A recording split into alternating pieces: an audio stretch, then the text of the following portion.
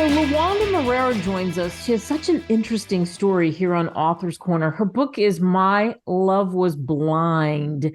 And it's a book that you can get on Amazon, Barnes and Noble, wherever great books are sold. And she has really lived through a lot. And she lived to tell the tale and inspire others and help others. And I think she's found her flow, as one would say, and you will find her fascinating, like I did in our off-air conversation. So we're thrilled to welcome her to this version of Author's Corner here on America Tonight with me, Kate Delaney. Wanda, thanks so much for coming on. Thank you for having me, Kate. I appreciate it. So tell us about your journey and how you arrived at this book. Well, I've been doing some book collaborations with other authors, and a book was coming up for an anthology called Blinded Love. And so my girlfriend, like, I really want you to get in on this book, this with me. And I said, okay. She says it's only 5,000 words. And, believe it or not, 5,000 words can go pretty fast. So I sat down, I started writing, and in 2 days, I ended up with 80,000 words. And she was like, well, Wanda, you don't have to publish that on your own. That's too many words. So obviously, just going through my past and talking about the situations of me being in relationships, I guess I had a lot that was harboring on the inside of me that I needed to say. And so that's how the book was formed. And I mean, you have, like I said, lived the lives. You came from what you told me off the air, a low place to where you are today. You are resilient, for sure. And, life can kick you, and you definitely had to deal with some things. Tell the listeners what they'll find out about you in the book. Well, you'll find out in the book that, I'm very transparent. I'm very real about my life. I don't know why I'm that way. I think maybe sometimes it disturbs people because I can, I have this ability to be pretty open and be okay with who I am.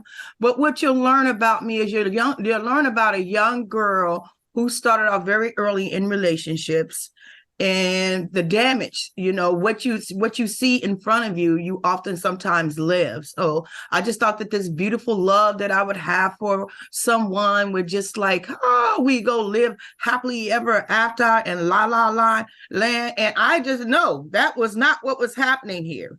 I went from one dysfunctional relationship to another. And what I figured out, it was the common denominator was me. Those people were being who they were until I brought my lovely self around. So I just get really kind of transparent about my life and dealing with men emotionally, trauma bounding, being, getting captured into a man's bad intentions, and then kind of learning how to come out of it, but my mom used to tell me something. She says, LaWanda, you like to date men who are unavailable. I'm like, what are you talking about? This guy ain't married. My mom had a way of speaking to me that it took me like a long time to catch on, but I eventually did. And what I found out is when somebody has nothing to do with marriage, it has to do with, is that person there for you? Or are they in tune with you? Or are you the one running around doing all the work in a relationship? And so it just talks about my tasks and going through that. And I was shocked by, the responses that I'm getting from this book. I'm like, people really love this book. I had to go back and read it again a couple of times myself to see, what did I say? And I think it was just the transparency of being able to open up your life for people to see, and them being able to identify themselves. So I think that's a lot. And you had to find self-love, right? Because I love how you said, it wasn't about them. They were being who they were. It was about me. That's tough to realize, isn't it? Oh, I cried when I've just seen myself. I seen myself really for the first time, and I did not like what I saw. And so when you don't like what you see, you can do some changing. But I was grateful too, because it feels like I have been harboring all this stuff, in relationships from one person to the next. And even though I wasn't having any relationships, I was still carrying that baggage, of my ideal of what happened in the relationships. But when I looked at it and I got to see me square in the eye, I said, you know what? You have to take responsibility for your role in a relationship and the things that you didn't know and the hurt that you did in a relationship, and forgive people, release people. Say, I've learned something, I've learned something, because what I notice is when you have one finger pointed at somebody else, you got three fingers pointed back, you in a flip thumb. So that's something to really kind of look at. And so I had to be transparent and really, really look at me. So the name of the book again, My Love Was Blind, None. And we're speaking with Wanda Marrero. And Wanda, when you wrote this book, you said how it poured out of you. I like how your friend said, "Oh, that's too many words," and then you have to figure out, okay, I'm gonna have to cut this down. And one of the things you do talk about is setting boundaries. Why do we have to set boundaries? Man, you have to set boundaries, because if you don't, you just be all over the place. And if you don't have any boundaries for yourself, how do you get to understand who you are? And how do you allow other people to treat you if you don't set no boundaries? Like, a boundary is very important, and you should not cross it yourself. It's like dignity for you. If you don't, dignify yourself or care enough about yourself to stick to your word for yourself, how is anybody else going to? And you'll find yourself just flipping and flopping and flopping and flipping. No. Life is to be enjoyed, and it's okay to find out things about yourself that you don't think is so great. I like that. It's okay to find those things out. How big of a role did God play in pulling you through everything? Man, Kate, what I figured out is God has been with me my whole life. Even when I didn't know that he was there, even through the bad things that has happened to me, as a child, you would think, of where is God in my life? But I've learned to have an understanding that, there is the upside and the downside. Even good, bad things happen to good people. That's just a shift of life. So God has just helped me be more accepting. And one of the ways he's helped me kind of deal with my life in general is by writing, so I now have 10 books. And I kind of think about books as like storage place. You grow up with all these emotional baggage, right? And it's just roaming around, it's just stuffing. And so it's like when you have too much stuff in your house, you don't want to throw it away, you want to keep it, so you take it to storage. So that's kind of what writing is for me. I take my stuff out of me, I put it in the book over there, and it leaves room for me to learn new things that God wants to show me and bring me through for myself.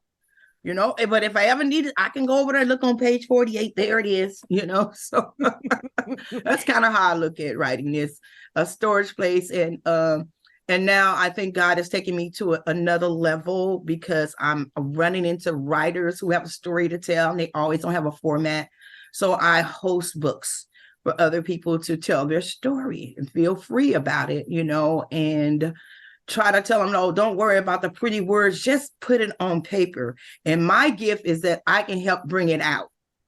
I stand by that gift that I have. I like that you can help other people bring out their story. And I love something that you told me, and this is a true hashtag for you.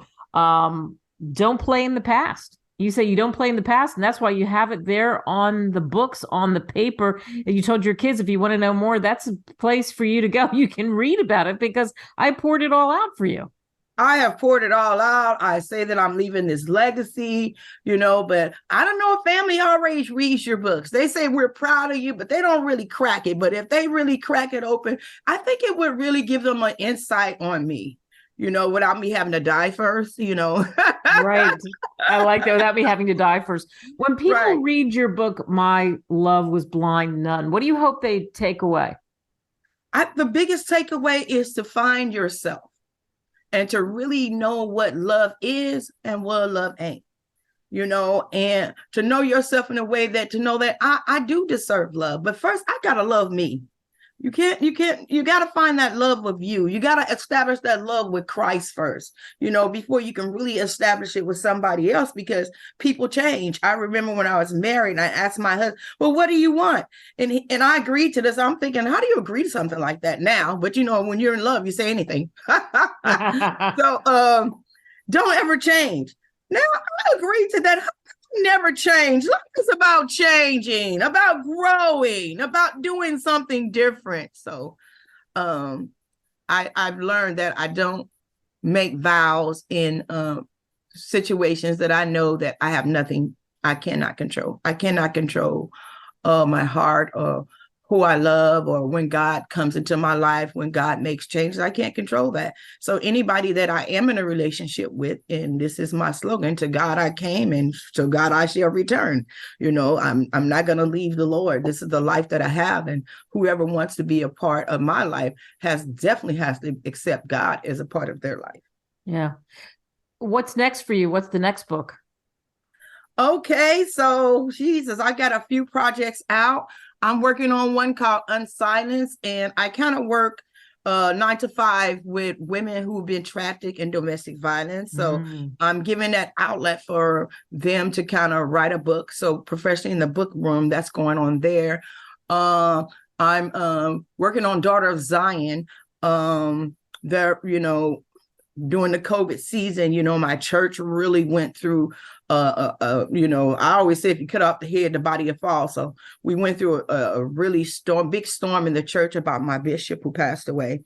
And so God revealed to me how he wanted me to kind of write that up for us to be able to heal, and to see and love him for what he was in our life and not how his life ended.